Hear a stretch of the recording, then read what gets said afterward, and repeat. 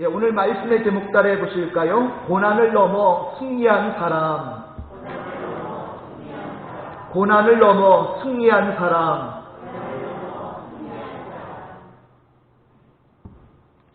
자, 우리에게 고난은 왜 오는 것일까요? 우리는 우리에게 찾아온 이 고난을 어떻게 이기며 승리할 수 있을까요?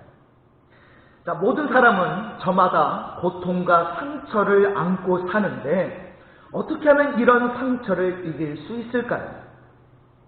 자, 이 주제를 생각할 때 떠오르는 그림이 하나 있습니다. 바로 행복한 눈물이라는 그림인데요.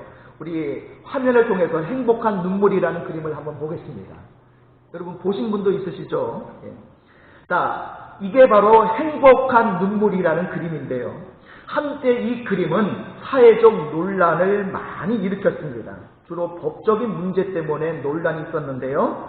그러나 법적인 문제 말고도 또 하나의 문제가 있는데 그것은 이 그림이 너무너무 비싸다는 거예요. 여러분 이 그림이 현시가로 얼마인지 아십니까? 얼마짜리 그림인지 아시겠어요? 여러분 상상을 초월합니다. 200억이 넘어요. 아니 이 그림은 나도 그리겠는데 나도 그릴 수 있을 것 같은 그림인데 200억이 넘는다고? 가로 세로 길이가 1m밖에 되지 않는 그림이 무려 200억이 넘다니 전문가가 아닌 우리가 볼 때 도무지 이해가 되지 않죠. 그런데 내용을 볼 때 더 이해가 되지 않습니다. 자, 이 그림의 제목이 뭐라고요? 행복한 눈물이라는 제목인데 주제가 행복이죠. 주제는 행복인데 지금 뭐하고 있어요? 주인공이? 울고 있죠. 자, 왜 우는 것일까요? 너무 행복해서 우는 것일까요? 아니면 행복은 눈물을 포함하고 있다는 뜻일까요? 행복과 눈물은 무슨 관계가 있을까요? 눈물 없이는 행복도 있을 수 없다는 것일까요? 제가 이 그림을 한참 보면서 고민하다가 내린 결론은 이것입니다. 행복은 눈물과 함께 있다. 자, 오늘 말씀에 나오는 주인공이 바로 이것을 우리에게 깨닫게 해주고 있습니다. 그 주인공은 바로 야베스라는 주인공이에요. 자, 우리 역대상 4장 9절 말씀을 같이 읽겠습니다. 시작. 야베스는 그의 형제보다 귀중한 자라. 그의 어머니가 이름하여 이르되 야베스라 하였으니 이는 내가 수고로이 낳았다 함이었더라. 아멘. 자, 오늘의 주인공은 야베스입니다. 도대체 이 야베스라는 사람은 누구이고 그가 우리에게 고통과 행복에 대해서 무엇을 가르쳐주고 있을까요? 자, 먼저 오늘 말씀의 배경이 되는 이 역대상은요, 다윗 왕의 치적에 대하여 쓴 내용입니다. 자, 똑같은 이스라엘 역사라고 해도 열왕기 상하는요 다윗을 포함한 모든 이스라엘의 역사를 다루고 있어요. 그런데 역대상하는 좀 다릅니다. 역대상하는 다윗을 중심으로 쓰여진 역사서예요. 자, 사울왕 이야기는 단 한 절밖에 나오지 않습니다. 모두 다윗과 관련된 역사가 중심이죠. 그 중에서 1장부터 4장까지는 바로 시작에 해당하는 내용인데요. 다윗 왕정의 배경이 되는 족보가 먼저 나와요. 1장에서는 아담의 족보, 2장에서는 유다와 다윗의 족보, 3장에서는 솔로몬의 족보, 그리고 4장에는 유다 지파의 족보가 나옵니다.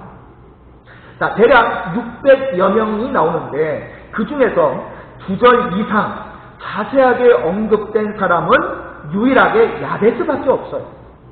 그래서 와, 이 사람 대단한 사람인가 보다 하고 성경을 찾아보면요, 야베스에 관한 기록은 오늘 우리가 읽은 이 9절과 10절 단 두 구절밖에는 없다라는 거예요.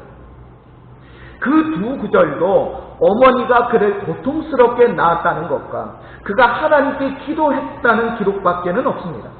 그런데도 성경은 이 야베스가 다른 어떤 형제보다도 귀중한 사람이었다라고 말하고 있어요. 자, 여러분 다시 9절을 보시겠습니까? 여기 9절에 보니까 야베스는 그의 형제보다 뭐한 자라? 귀중한 자라라고 말씀하고 있죠. 자, 질문은 이것입니다. 야베스는 왜 어떻게 더 귀중한 자가 될 수 있었는가라는 질문이에요. 저와 여러분이 오늘 이 주인공 야베스처럼 하나님 안에서 다른 사람보다 더 존귀한 자가 될 수 있기를 바랍니다. 어떻습니까? 여러분도 정말 야베스처럼 하나님 앞에서 존귀한 자, 하나님 안에서 다른 사람보다 더 귀중한 자가 되기를 원하십니까? 이를 위해서 먼저 우리가 알아야 할 것은 이 야베스라는 이름의 뜻입니다. 자, 야베스라는 이름의 뜻이 뭐냐면 따라해 보실까요? 고통, 슬픔. 자, 이 야베스라는 이름의 뜻이 고통, 슬픔이라는 뜻입니다. 자, 그렇다면 하나님은 고통과 슬픔을 가진 자를 존귀히 여기신다는 뜻일까요? 자, 오늘 말씀 구절을 다시 보면 그 어머니가 그를 낳고 야베스라 불렀는데 그 이유가 뭐라고 말씀하고 있죠? 내가 이 아들을 어떻게 낳았어요? 수고로이 낳았기 때문이다 라고 말하고 있죠. 자, 그렇다면 야베스의 어머니는 출산할 때에 난산을 했을까요? 아들 낳다가 거의 죽을 뻔했을까요? 아마 그랬을지도 모르겠습니다. 자식을 낳다가 죽은 어머니들이 많았기 때문이죠. 성경에 보면 야곱의 아내 라헬도 그랬지 않습니까? 라헬이 베냐민을 낳다가 죽어서 베들레헴 길가에 묻히게 됐죠. 자, 만약 그런 것이 아니라면 야베스의 어머니가 혹시 미혼모였을까요? 아버지도 모르게 임신한 아이를 어머니가 억지로 낳았던 것일까요? 낳지 않으려고 애쓰다가 어쩔 수 없이 아들을 낳은 뒤에 눈물과 고통 가운데 인생을 살았을까요? 그래서 그 아들이 태어나자 너는 나를 고통스럽게 한 자다. 그래서 이름을 고통이란 뜻을 가진 야베스라고 불렀던 것일까요? 자, 그런데 히브리어 단어가 참 재미있는 것은요, 고통과 슬픔이라는 뜻을 가진 야베스는 어원상 신경이라는 뜻도 가지고 있다는 거예요. 신경. 자, 옛날 히브리 사람들의 말은요, 대부분 사람의 신체 조직에서 온 말이 많습니다. 자, 예를 들면요, 히브리어로 레브라는 단어가 있는데 이 레브의 뜻이 뭐냐면 신장이라는 뜻입니다. 신장. 그런데 동시에 레브라는 이 단어는요, 신장이라는 뜻 외에도 어떤 뜻을 가지고 있냐면 사랑이라는 뜻도 가지고 있어요. 사랑. 자, 왜냐하면 사랑은 무엇으로 하기 때문이죠? 무엇으로 합니까? 심장으로 하기 때문에 그리고 있죠. 그게 진정한 사랑이죠. 사랑은 심장으로 하기 때문이다. 또 히브리어 중에 락쿰이라는 단어가 있어요. 락쿰. 이 락쿰은 어머니의 자궁을 뜻하는 단어인데요. 그러면서 이 락쿰은 또 어떤 뜻도 가지고 있느냐면 극률이라는 뜻도 가지고 있습니다. 극률이. 극률은 어머니의 자궁처럼 속에서 나오는 것이기 때문이다라는 거예요. 이처럼 야베스가 고통이라는 뜻 외에도 신경이라는 뜻을 가지고 있습니다. 자, 그렇다면 고통과 신경은 어떤 연관이 있을까요? 자, 여러분 가장 아프실 때 어디가 아프시죠? 어디가 아파요? 신경이 아프지 않습니까? 자, 허리 디스크, 허리 통증이 이 신경이 눌려서 아픈 것이죠. 치통 때문에 고생하시는 분, 여러분 치통도 왜 생기는 거죠? 치신경이 눌려서 아픈 것이죠. 고통은 다른 것이 아닙니다. 신경이 아픈 것이죠. 신경이 아프니까 온몸이 아픈 것입니다. 이것이 바로 성경이 말하는 고통이에요. 야베스는 태어나는 순간부터 일생 동안 이 고통을 안고 살았습니다. 그는 태어나자마자 어머니를 아프게 했고 또 자신도 아프게 했습니다. 마치 온몸의 신경이 눌리듯이 질병이, 가난이, 불행이, 불운이 그를 눌렀습니다. 그로 인해 어머니도 힘들고 형제들도 힘들고 자신도 힘들고 자신을 바라보는 다른 사람들도 힘들었습니다. 그는 타고날 때부터 고통을 안고 태어났다는 거예요. 어떻습니까? 여러분도 고통을 안고 태어나셨습니까? 여러분에게도 남에게 말 못할 인생의 고통이 있습니까? 사실 성경에 나오는 사람들 중에 고통이 없었던 사람은 아무도 없어요. 여러분 아브라함을 볼까요? 아브라함은 자식이 없어서 고통스러워했습니다. 야곱은 형 에서로 인해서 고통스러워했죠. 요셉은 노예로 팔려가고 죄 없이 감옥에 갇혀서 고통스러워했고, 모세는 백성들의 반역과 원망 때문에 고통스러워했죠. 예레미야는 무너진 예루살렘 성 때문에, 또 에스겔은 포로로 잡혀간 백성들 때문에 고통스러워했습니다. 다윗은 간음과 살인 죄 때문에, 요나는 불순종으로 인한 물고기 뱃속에서 고난을 당하며, 욥은 파산에서, 막달라 마리아는 귀신 들러서, 또 수가성 여인은 인생의 목마름 때문에 고통스러워했습니다. 아담부터 지금까지 고통 없이 살아온 사람이 어디 있습니까? 아무도 없습니다. 그래서 우리가 다 야베스인 거예요. 김 야베스, 박 야베스, 이 야베스인 것입니다. 여러분, 미국의 새들배 교회라고 들어보셨죠? 이 새들배 교회를 담임하시는 릭 워렌 목사님에 대해서 한번 여러분 들어보신 적이 있으실 겁니다. 그는 미국을 대표하는 목사님이신데, 이 릭 워렌 목사님에게는 뇌기능 부전증이라는 병이 있다고 해요. 이 질병은 어떤 질병이냐면 호르몬이 과다 분비되는 병이라고 합니다. 그래서 늘 현기증이 나고 눈이 잘 보이지 않는다고 해요. 그래서 설교하기 위해 강단에 올라가면 머리가 막 깨질 듯이 아픈 거예요. 어떤 때는 너무너무 아파가지고 설교를 못하고 내려올 때도 있다고 합니다. 그래서 이 릭 워렌 목사님은 늘 이렇게 기도한다는 거예요. 하나님, 이번만 살려주옵소서. 설교가 중단되지 않도록 도와주시옵소서. 그리고 강단 밑에서는 중보기도팀이 이렇게 기도한다고 합니다. 하나님, 우리 목사님 좀 살려주십시오. 우리 목사님 설교하다가 쓰러지지 않게 해주십시오. 그런데 그런 릭 워렌 목사님에게 더 큰 고통이 발생했습니다. 그것은 우울증으로 고생을 하고 있던 아들 매튜라는 아들이 있었는데, 그 아들이 자살을 한 거예요. 이것은요, 목회자에게 엄청난 고통이 아닐 수 없습니다. 거기다 아들의 죽음을 조롱하고 비방하는 악성 댓글을 워렌 목사님에게 지속적으로 보내는 사람들 때문에 이 릭 워렌 목사님은 더 큰 고통을 경험하고 있다는 거예요. 여러분, 누가 세상에 살면서 고통 없는 사람이 있습니다. 다 있습니다. 문제는 고통이 우리에게 있느냐 없느냐가 문제가 아니라 그 고통에 대해서 우리는 어떻게 반응하느냐가 문제인 거예요. 이게 중요한 것입니다. 그렇다면 오늘 본문에 나오는 이 야베스는 타고난 인생의 고통에 대해서 어떻게 대했을까요? 자, 첫 번째로 한번 따라해 보실까요? 고통을 남의 탓으로 돌리지 않았습니다.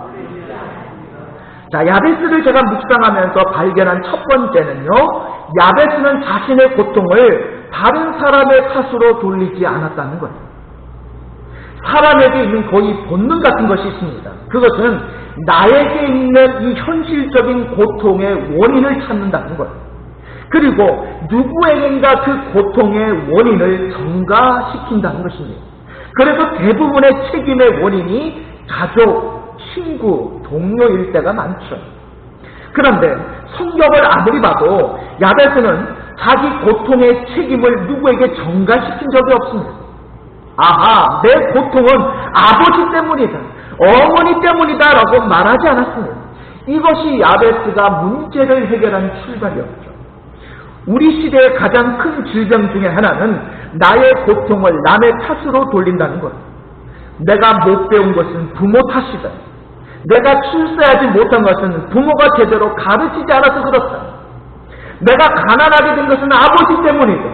내가 대학에 못 간 것은 형 때문이다. 내가 불행한 것은 내 아내 때문이다. 이런 차원에서 심리학의 한계가 있습니다. 물론 심리학이 교회와 신학에 들어와서 유익을 끼친 면도 분명히 있죠. 그러나 심리학의 근본적인 문제가 있습니다. 그것은 심리학은 죄를 말하지 않는다는 것. 심리학은 대신 인간의 연약함을 말하죠. 그런데 이 연약함에는 이유가 있습니다. 대개 원인은 가정에 있죠. 어릴 때 부모가 가장 큰 원인이다 할 수 있죠. 어릴 때 부모가 자녀를 대했던 태도, 자녀에게 했던 말, 이것이 평생 자녀의 가치와 정체성을 형성한다라고 이야기하죠.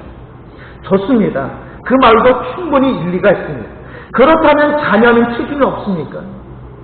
모든 책임이 부모에게만 있습니까? 심리학은 내가 이렇게 된 것은 누구누구 때문이다 라고 말합니다. 그러나 성경은 내가 이렇게 된 것은 내 죄 때문이라고 말씀하고 있어요.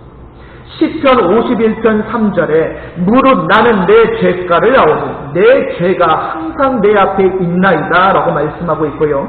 시편 51편 5절에도 내가 죄악 중에서 출생하였으며 어머니가 죄 중에서 나를 잉태하였나이다 라고 고백하고 있습니다.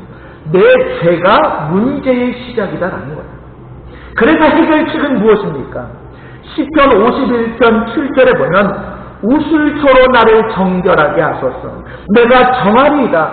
나의 죄를 씻어주소서. 내가 눈보다 희리이다. 바로 회개가 해결하는 방법이다라는 거예요. 하나님께 돌아가는 것이 해결의 방법이다라는 겁니다. 심리학에서는 부모는 어릴 때는 환경은 하고 말하기 때문에 내가 돌아갈 데가 없는 거예요. 문제의 원인을 찾고 발견하는 데에서 끝나고 마는 것입니다. 그러나 성경은 나로부터 시작해서 하나님께로 돌아가는 거죠. 하나님께로 돌아가야 해결이 되는 거예요.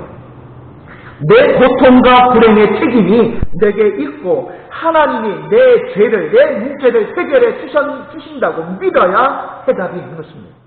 고통의 원인을 나에게서 찾지 않고 남에게서 찾는 한 문제 해결은 없습니다. 욥이 물었던 질문이 바로 이것이죠. 욥이 어느 날 불행을 당합니다. 그러다 새 친구가 욥을 찾아오죠. 그리고 묻습니다. 욥은 왜 고난을 당하는가? 어떤 친구는 욥이 죄를 지어서 그렇다고 했고 어떤 친구는 욥이 뭔가 숨겨놓은 잘못이 있기 때문이라고 했고 또 어떤 친구는 하나님 때문이라고 했습니다. 욥이 잘못해서 고통을 당한 것은 맞는데 그 고통을 주신 분이 하나님이시다라는 거예요. 자, 보통은 마귀가 우리에게 고통을 준다고 생각하는데 하나님도 인간에게 고통을 주실까요? 어떻습니까?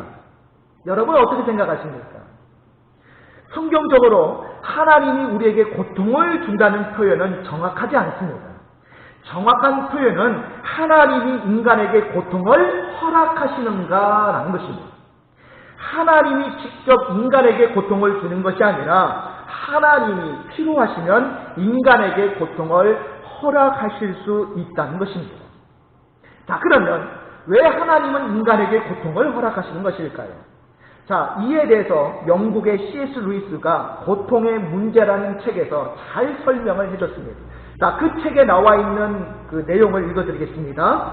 하나님은 사랑이시지만 책임적으로 사랑하신다. 하나님은 그가 지으신 세상과 사람을 사랑하시되 책임적으로 사랑하신다. 만일 하나님이 그가 지으신 세상과 사람이 문제가 있는데 여전히 그 문제가 많은 모습에 만족하라고 요구하는 것은 하나님이 하나님 되기를 포기하라고 요구하는 것과 같다. 하나님은 하나님이시기 때문에 우리와 세상의 죄와 실수를 거절하고 개선할 수밖에 없다. 그렇게 할 때 하나님의 사랑은 책임적이 되며 하나님은 그렇게 할 자격과 권리가 있다. 고통은 잘못된 세상을 깨우시는 하나님의 확성기다. 이렇게 저자는 이야기하고 있습니다. 그렇습니다. 고통의 책임이 하나님께 있는 것이 아닙니다. 또한 고통이 올 때 누군가에게 책임을 돌리지 않는 것도 중요해요. 고통의 원인은 나에게 있습니다. 야베스처럼 고통을 남의 탓으로 돌리지 않을 때 그 고통을 해결하는 길도 열리고 고통도 이기게 되는 줄 믿습니다. 두 번째로 야베스는 타고난 인생의 고통을 어떻게 대했습니까? 따라해 보실까요? 자기 만족에 빠지지 않았습니다. 자, 야베스는 고통의 책임을 남에게 또한 하나님께도 전가시키지 않았죠. 오히려 자신에게 있음을 알고 이겨냈습니다. 그런데 야베스가 잘한 또 한 가지가 있어요. 그것은 자기 만족에도 빠지지 않았다는 거예요. 자, 자기 만족이란 게 뭡니까? 나는 이 정도면 됐다. 나에게 뭐가 더 필요하냐? 이게 바로 자기 만족이죠. 자, 이 자기 만족은 아주 무서운 병이에요. 이 정도면 됐다. 여기에 빠지면요, 성장도 없습니다. 우리에게는 거룩한 불만이 필요해요. 거룩한 불만이란 하나님의 높은 표준으로 자신을 보는 거예요. 가끔 그리스도인들이 갖는 오해가 있습니다. 그것은 욕심이 없는 것이 겸손이라는 오해죠. 나는 욕심 부리지 않아. 그저 하나님이 주신 은혜로 살아. 언뜻 들으면요, 굉장히 겸손해 보이죠. 그러나 문제는요, 하나님을 작은 자로 여긴다는 것입니다. 내가 작은 자가 되는 것은 문제가 아닙니다. 하나님을 작은 자로 여기는 것이 문제죠. 자기 만족의 유혹에 빠지지 말아야 합니다. 이 정도면 됐다라고 하며 너무 빨리 샴페인을 터뜨리면 몸은 편할지 몰라도 비전은 죽어버리는 거죠. 욥기의 주제가 바로 이것입니다. 욥이 죄가 있어서 고난이 온 것은 아니라는 것입니다. 친구들은 죄 없이 망한 자가 누구냐? 까닭 없이 망한 자가 누구냐? 욥이 그렇게 고난을 당했다면 욥이 뭔가 죄를 지었기 때문이 아니겠느냐라고 공격을 하죠. 소위 인과응보설입니다. 그러나 성경은 반드시 고난이 죄 때문에 오는 것이 아니라 훈련을 위해서도 올 수 있다라고 말씀하죠. 그래서 욥기의 주제가 욥기 23장 10절인데요. 우리가 잘 아는 말씀이 있죠. 그러나 내가 가는 길을 그가 아시나니 그가 나를 단련하신 후에는 내가 무엇과 같이 순금같이 되어 나오리라. 할렐루야.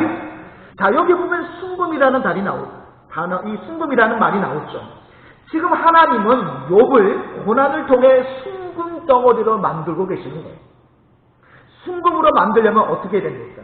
일단 금강을 찾아서 들어가야겠죠. 금강을 찾는 것이 얼마나 어렵습니까? 금강을 찾아서도 금이 바로 나오지 않죠. 금강을 발견하면 그것을 순금으로 만들기 위해서 원석을 부숴야 되고 불에 녹여야 하고 불순물을 제거해야 되는 거예요. 불을 통하여 녹이고 불순물을 제거하는 과정이 바로 고난이고 훈련인 겁니다. 꼭 죄 때문에 이렇게 하는 것이 아닙니다. 오히려 죄가 없는 가운데에서 그렇게 하는 경우가 훨씬 더 많습니다. 여러분, 돌에도 잡석이 있고 보석이 있죠. 잡석은 굳이 깨트릴 필요가 없어요. 왜요? 깨트려도 나올 보석이 없기 때문에 그런 거죠. 그러나 믿음의 사람은요, 보석 같은 인생이기 때문에 그 속에 있는 순금을 건져내기 위해 깨트리는 거예요. 깨트릴 뿐 아니라 뜨거운 물에 집어넣고 달구고 녹이는 겁니다. 6,000도 이상의 뜨거운 불에 들어가서 물처럼 녹아지는 거죠. 그래야 거기서 금 목걸이도 나오고 금 반지도 나오게 되는 거예요. 이 정도면 됐다라고 자기 만족에 빠지면 불 속에 들어갈 필요가 없는 대신에 보석은 될 수가 없는 거예요. 안전한 잡석으로 그냥 남아있게 되는 것입니다. 야베스처럼 우리는 거룩한 불만을 품어야 할 줄 믿습니다. 자기 만족에 빠지지 말아야 될 줄 믿습니다. 내 안에 위대한 보석이 있고 순금 덩어리가 있다고 믿으면요, 불을 두려워하지 않습니다. 내 속에 위대한 보석을 얻기에 자기를 깨트리게 되는 거예요. 미국 교회의 통계를 보고 놀란 적이 있습니다. 미국 교회는요, 지금 교파와 상관없이 70명이 평균 출석이 교인이라고 해요. 큰 교회를 제외하고 대부분의 미국 교회가 평균 70명 출석을 합니다. 자, 왜 이렇게 되었을까? 여러분, 이유가 있어요. 그 정도의 숫자면 교회가 유지되는데 별 지장이 없기 때문이다라고 이야기합니다. 70명 정도 되면 교회 전기세, 세금, 이 목회자 생활비를 지급할 수 있기 때문이라는 거예요. 그래서 70명 정도 출석하는 것으로 자기 만족에 빠지다 보니까 더 이상 교회가 성장하지를 못하고 계속 정체되어 있는 거예요. 여러분, 교회도 개인도 마찬가지입니다. 자기 만족을 경계해야 되는 거예요. 내 속에 무한한 하나님의 보화가 있다는 것을 깨달으시고 그 보화를 캐낼 수 있는 저와 여러분 되시기를 바랍니다. 마지막 세 번째로, 야베스는 타고난 인생의 고통을 어떻게 대했습니까? 우리 따라해 보실까요? 기도로 자기 한계를 뛰어넘었습니다. 자, 야베스의 위대함이 바로 기도를 통해 이루어지게 됐죠. 야베스는 오늘 말씀에서 세 가지를 놓고 기도합니다. 자, 첫 번째 뭡니까? 하나님, 나의 무엇을 넓혀주옵소서? 지역을 넓혀주옵소서. 예전에는 지경이라고 했는데, 자, 요즘 성경에는 이제 지역으로 바뀌었죠. 나의 지역을 넓혀주옵소서. 자, 두 번째는 주의 손으로 나를 모아옵소서? 도우소서. 그리고 세 번째는 환난을 벗어나 근심이 없게 하옵소서. 그런데 여러분, 성경을 아무리 봐도 야베스에게 어떤 특별한 능력이나 재능이나 은사가 있는 것 같지는 않습니다. 그는 부자도 아니고 공부를 많이 한 사람도 아니고 그야말로 그는 어려운 환경에서 태어나서 하루하루 고통 가운데 살아가는 우리와 똑같은 보통 사람이에요. 그 보통 사람이 어떻게 자기의 한계를 뛰어넘을 수 있었던 것일까요? 무엇이 그로 하여금 그 고통의 현실을 딛고 희망찬 미래로 축복의 자리로 나아가게 할 수 있었던 것일까요? 바로 그것이 기도인 줄 믿습니다. 자, 기도의 내용이 무엇인지 우리 역대상 4장 10절을 같이 읽겠습니다. 시작. 야베스가 이스라엘 하나님께 아뢰어 이르되 주께서 내게 복을 주시려거든 나의 지역을 넓히시고 주의 손으로 나를 도우사 나로 환난을 벗어나 내게 근심이 없게 하옵소서 하였더니 하나님이 그가 구하는 것을 허락하셨더라. 아멘. 자, 첫째로 어떻게 기도합니까? 나의 지역을 넓히시고. 자, 지역을 넓혀달라라는 이 기도를 어떤 사람들은 기복적이다라고 말하는 사람도 있는데요. 기복은 받는 사람 입장에서 복을 말하는 게 기복이죠. 그러나 기복도 있지만 시복도 있습니다. 시복. 자, 받는 복보다 중요한 것이 주는 복이죠. 아무리 받고자 해도 주고자 하는 사람이 없으면 받을 수가 없습니다. 하나님은 우리가 필요한 것보다 더 풍성하게 주시는 분이신 줄 믿습니다. 여러분 시편 2편 8절의 말씀을 아십니까? 내게 구하라. 내가 이방 나라를 내 유업으로 주리니 내 소유가 땅끝까지 이르리로다 라고 말씀하셨습니다. 우리는 기껏해야 좋은 대학, 좋은 직장, 좋은 집, 좋은 배우자를 원하지만 하나님은요 모든 나라를 우리에게 주시겠다라고 약속하고 계셔요. 차원이 다르고 스케일이 다르지 않습니까? 하나님은 언제나 우리가 원하는 것보다 더 좋은 것을 더 풍성하게 주시는 줄 믿습니다. 이처럼 기도는요 자기의 한계를 뛰어넘는 하나님의 방법이에요. 지경의 한계를 뛰어넘습니다. 기도를 통해서 우리는 가정의 지경, 사업의 지경, 지식의 지경, 내 능력의 지경을 뛰어넘을 수 있는 거예요. 그러면서 야베스는 또 기도하죠. 둘째로 주의 손으로 나를 도우소서. 그리고 세 번째로 나로 환난을 벗어나 내게 근심이 없게 하옵소서. 여러분, 야베스는 많은 축복을 받는 것도 중요하지만 많은 축복을 받다 보면 또 많은 책임을 져야 한다는 것을 알았던 거죠. 많은 축복은 많은 환난과 근심을 동반되게 만들 때가 많습니다. 그래서 그 많은 환난과 근심은 반드시 하나님의 도우심을 필요로 한다는 거예요. 여러분 어떻습니까? 더 많은 시기를 받더라도 여러분 더 많은 성공을 원하십니까? 아니면 차라리 시기 받지 않고 성공도 안 하기를 원하십니까? 시기를 받을 만큼 성공해야 합니다. 마귀의 공격을 받더라도 더 큰 믿음으로 살기를 원하십니까? 아니면 마귀의 공격 없이 안전하게 살기를 원하십니까? 적어도 마귀가 가만두지 않을 만한 믿음의 사람이 되어야 할 줄 믿습니다. 무거운 짐을 지더라도 하나님께 헌신하며 더 많이 봉사하기 원하십니까? 아니면 무거운 짐 안 지고 헌신도 봉사도 하기를 원하십니까? 무거워 지쳐 쓰러지더라도 하나님께 헌신하고 살아갈 수 있기를 바랍니다. 여러분 더 큰 복을 사모하시기 바랍니다. 더 큰 봉사를 꿈꾸시기 바랍니다. 더 큰 희생을 소원하시기 바랍니다. 기도가 무엇입니까? 자기 한계를 뛰어넘는 영적인 방법이에요. 내게 있는 것으로는 나를 넘어설 수가 없습니다. 하나님의 도우심만이 나의 한계를 넘어서게 할 수가 있는 거예요. 몇 년 전에 고래 300마리가 갑자기 죽었다는 뉴스가 나온 적이 있습니다. 고래들이 이 정어리를 쫓아가다가 갑자기 커다란 그물에 걸려서 죽게 된 거예요. 이 소식을 통해서 한 논설자가 이렇게 논평을 했습니다. 조그만 정어리가 바다 거인들을 죽음으로 인도했다. 작은 것을 쫓다가 고래들이 참변을 당했다. 여러분, 기도는 작고 연약한, 그래서 아무런 소망도 보이지 않고 암담하고 절망적인 자신을 보던 눈을 크고 전능하신, 그래서 약속의 하나님을 통해 놀라운 능력과 응답과 기적을 체험하게 하실 수 있는 전능하신 하나님을 보게 하는 통로가 기도인 줄 믿습니다.